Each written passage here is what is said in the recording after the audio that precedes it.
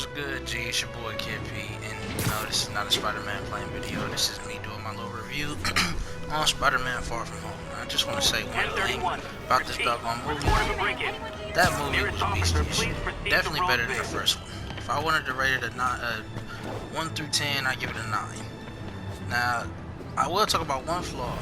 The only thing that I can say really about this movie that I didn't really like is the fact that they always kept the focus on like Tony Stark. Like it's basically, spoiler alert by the way, it's basically that, you know what I'm saying, since Iron Man died, you know what I'm saying, this was basically Peter's mentor and stuff like that. You know, they trying to make it seem, you know what I'm saying, like he's basically, you know, lost another like father figure type thing, and so he's got to learn to deal with it, things like that. However, it ain't got to be so much Iron Man. That's my only thing. You know what I'm saying? They kind of try to make it all about Iron Man, and like he was still in, you know what I'm saying, Iron Man shadow, like Spider-Man was still in Iron Man shadow. In reality, I don't think that was the case. But other than that, though, I really liked it. I really think it was beastly as hell.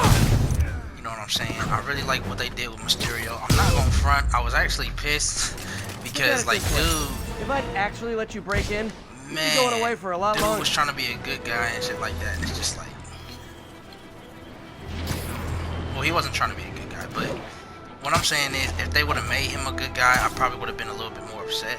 But I like how he was trying to like act like a good guy at first, and then turns out this dude had been through it all, stuff like that. But this kind of leads me back to my first problem. Like, this dude, the way they made it seem is like he ain't even a Spider-Man villain. This was an Iron Man villain type shit. You know what I'm saying? Like, but other than that, though, regardless of that, Mysterio is probably one of the best villains in a Spider-Man movie like this. Like, that was beastly to me. I really like that. I really like how they did it. The endings, though, and the way the endings was, that's what scared me. The endings. And again, spoiler alert for anybody that ain't seen it, you might as well just turn the video off here. But I'm gonna keep it 100. The endings was beastly as hell, and that's probably one of the main reasons I went to go see the movie. Of course, Spider-Man is in my top 10 of favorite superheroes, but like, I really wanted to see what was gonna happen, what's happening afterwards, stuff like that. And basically, in the end, what had happened was, first of all, Spider-Man got his identity revealed. We seen at the end, you know what I'm saying, he finally got the girl, he got MJ, he saved the day, you know what I'm saying, typical Spider-Man fashion, you feel me? But I felt like it was gonna be some BS, you know what I'm saying, like I felt like he was gonna end up, something was gonna happen. I just felt it in my soul, I felt it in my spirit, and that's exactly what happened. At the very end, basically, it gets revealed that Mysterio had this all planned out. Like, nah, G, you thought you were just gonna beat me? Like, nah, dude, whoever that scientist was that took that little hard drive or whatever and stuff like that, this is his doing. So he ended up taking this hard drive or whatever, and like, I guess he had put it out there somehow on social media, and it made it look like Spider-Man set it all up, which is how the Menace premise thing is probably perceived. Knowing now. You know what I'm saying? We need to have a talk about like, boundaries. now everybody is really seeing Spider-Man as a menace because it's looking like he's the one who caused all that stuff in London and everything that's going down, when in reality it was Mysterio. And I also like that cameo that they did with my boy J. Jonah Jameson. Those of y'all that don't know, that's the original J. Jonah Jameson. That's the one from Sam Raimi's Spider-Man. From that one, the one we all know and love. Those of y'all who grew up in the 90s and 2000s, you already know who that was. Those of y'all who grew up in this generation, y'all don't even know. That's J. Jonah Jameson back in the day. But anyway, oh shit. Anyway, basically, it's like, it was like adding insult to injury. Really wish they would tell our agents to chip this man's identity. You feel me? They like, oh, I mean, no, I'm tripping. My bad. They had already said that Spider-Man was the bad guy, so it added insult to injury that this dude Mysterio also told him his identity. And in my opinion, that was Peter's own goddamn fault. I don't care what nobody say. That's his own damn fault. How you gonna reveal your identity to every single person in the damn? He'd reveal his identity to just about everybody in his doggone universe. I think the only person who don't know at this point is Flash. Hell, like, I mean, MJ found out. Technically, she found out. I ain't gonna even count that he told her. Like, but she technically already knew. She found out. He been told Ned about it. He told Iron Man about it. Iron Man, I don't know if he would have told anybody other than the Avengers or anything like that, but like, I mean, man, and then Vulture knows about you. Adrian Toomes. So you know I don't know if he blabbering his mouth in jail or not, but you know, that's who else I want to see in the next one.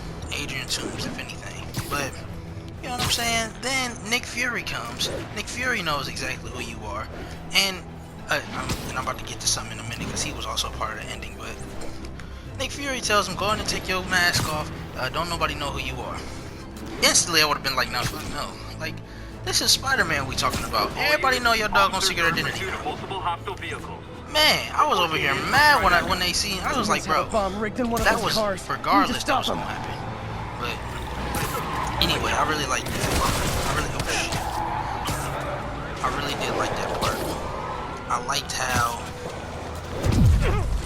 really liked how the movie went down in general.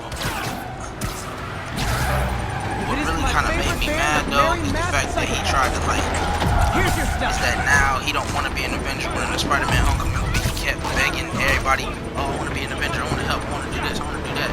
Getting on my doggone nerves, like, come on, dog. And he want to talk about, oh, I don't want to be an Avenger anymore. I don't want to do it anymore. But anyway, that was the first post-credit scene.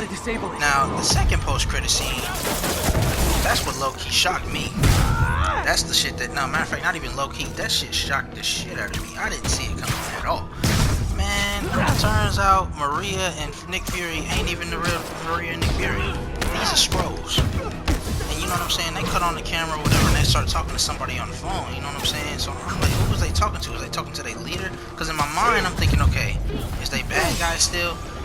Like, but no, they talking to Nick Fury himself. And they revealed this man Nick Fury, where he at? He in space.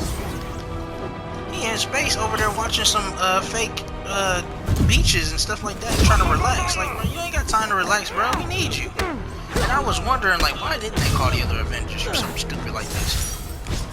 These demons must have crazy insurance. And that's what happened.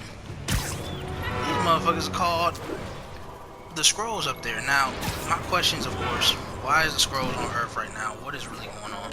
Why is Nick on a different type of planet? And another question I have is, was that really Nick at that funeral? Or was that a Skrull as well? See, and then another question I got, of course, and stuff like that, and my expectations, is what's going to happen in the next big Avengers movie? Like, for real, that got me excited. Because he's in space right now. What is Nick Fury doing in space? Nick Fury ain't been through space all throughout this goddamn Avenger, all through phase 1, or 2, or 3. You know what I'm saying? I mean, yeah, he didn't, you know, he was with Captain Marvel and stuff like that in the very beginning, but this is some new shit. So I'm over here like, well, what's gonna happen?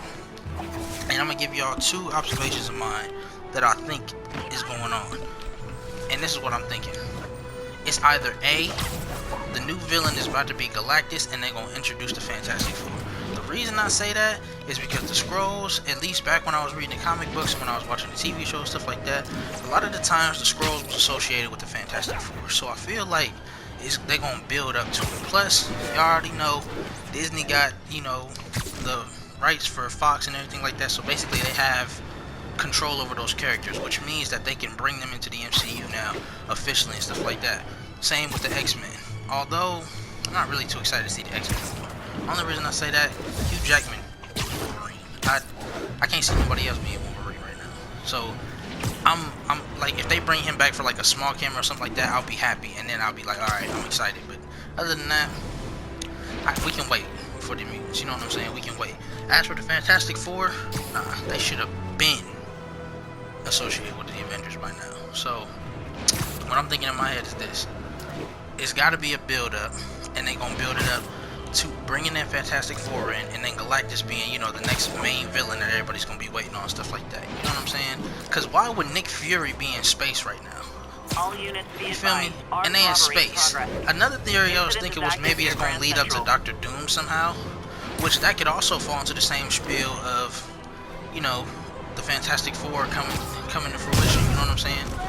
And you know, Doctor Doom might be a smaller villain, but you know, he might still be a villain. You know what I mean? So.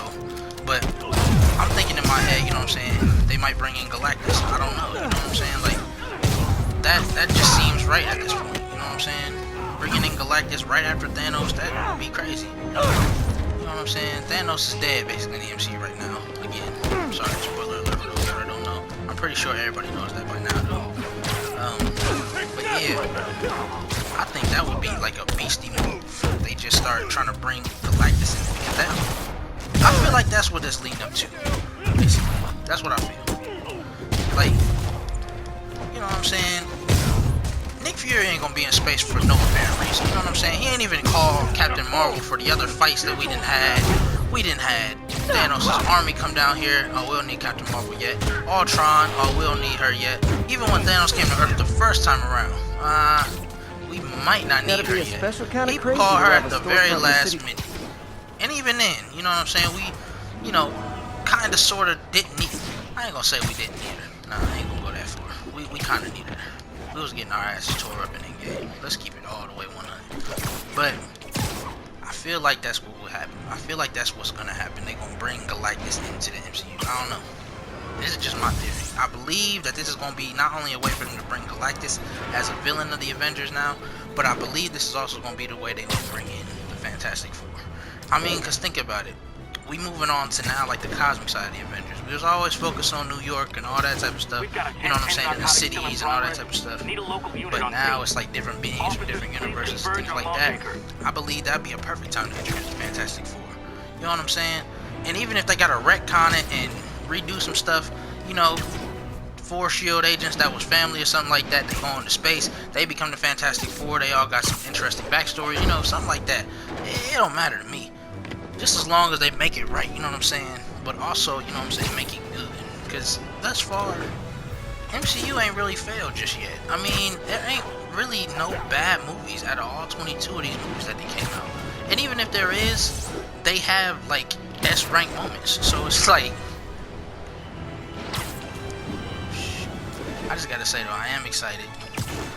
I can't wait to see what happens. I also, of course, can't wait for this third Spider-Man movie, because this was definitely out of the first one, from the first one, this was definitely like 10 steps ahead. Like, I really liked it. And even though the first one, you know what I'm saying, was of course a little bit more silly, it wasn't as serious, and everything wasn't going down, shit like that. This one still was like funny and had its moments. They thought Peter was messing around with that older chick in the room. Brad was gonna snitch, man. Thought, and then they thought he was getting busy with somebody else. You know what I'm saying? I mean, man. And then JB Smoove in the movie, that shit was funny. That was funny as hell. I really like how they did that. What I don't understand though, I'm not saying I don't like it, I just don't understand it, is the blip versus the snap. I understand, you know what I'm saying, that the blip is after the snap, and the snap is, you know what I'm saying, the snap when everybody disappeared, and the blip is when everybody reappeared. But I don't understand how that worked in they school. They saying now that 5 years later they didn't all reappear, so everybody gotta redo classes? Why everybody gotta redo classes? Why can't it just be the people that disappeared in the snap? All these other people didn't put in all this work for these 5+ years, you know what I'm saying, and they gotta go back to school. What type of shit it did? Like, I mean, that's kind of dumb to me. I don't know. That's just, I don't know if that's just me, but that don't seem right to me. That's not fair to me. But what else did I want to talk about there, though? There was one more thing. Oh yeah, I liked also when he was fighting Mysterio. I liked the little homage to Captain America. Y'all remember when Captain America in Endgame, when he was, you know, the epic moment where he got Mjolnir and stuff like that. In the movie, this man Peter picked up a sign and made it look like Captain America's shield, and he had this like little button. I mean, not a button, but it was like a little bomb from one of the drones, and he was spinning that mug like he was Captain Mjolnir. Like that was beastie to me. I really like that. That's all I really want to talk about though. You know what I'm saying? This ain't really how all my reviews is gonna go. This is just what I wanted to do kind of quick. I was going, you know what I'm saying, show my face and anything like that on camera. I ain't gonna lie to you. We're just gonna do it this way. I think this way might be a little bit better anyway. But anyway, I hope you guys enjoyed this video, and I really hope you guys like, comment, subscribe, and mug up. If you haven't seen it already, like I said, go see it.